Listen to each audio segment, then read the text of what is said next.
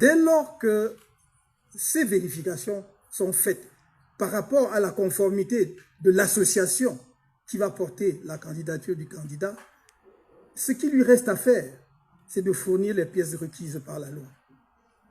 Et c'est ce que nous avons fait en vertu des articles 117 et 122 du Code électoral.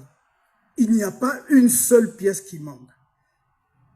Tellement évident que nous remplissions toutes les conditions requises que Elekam lui-même, à aucun moment n'a signalé une pièce qui manquait. Dans la procédure qui a précédé la nôtre, on a signalé par exemple l'absence de la lettre de présentation de candidature ou bien l'absence du versement des 30 millions. Rien de tel dans notre dossier.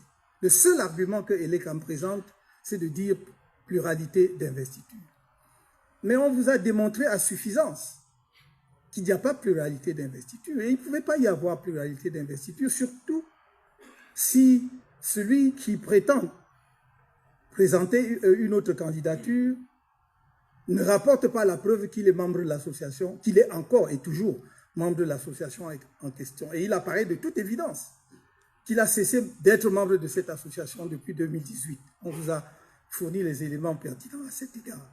Il me semblait dès lors que la tâche du Conseil de votre auguste juridiction serait extrêmement simplifiée. De dire, en l'occurrence, ma modeste personne, est-ce que M. Kamto a fourni tout ce qui est requis par la loi? S'il a fourni, il n'y a pas de pluralité de candidature, puisque ce que l'on prétend être une deuxième candidature est une non-candidature étant présentée par quelqu'un qui n'est pas membre du Manidem, encore moins président de cette formation politique.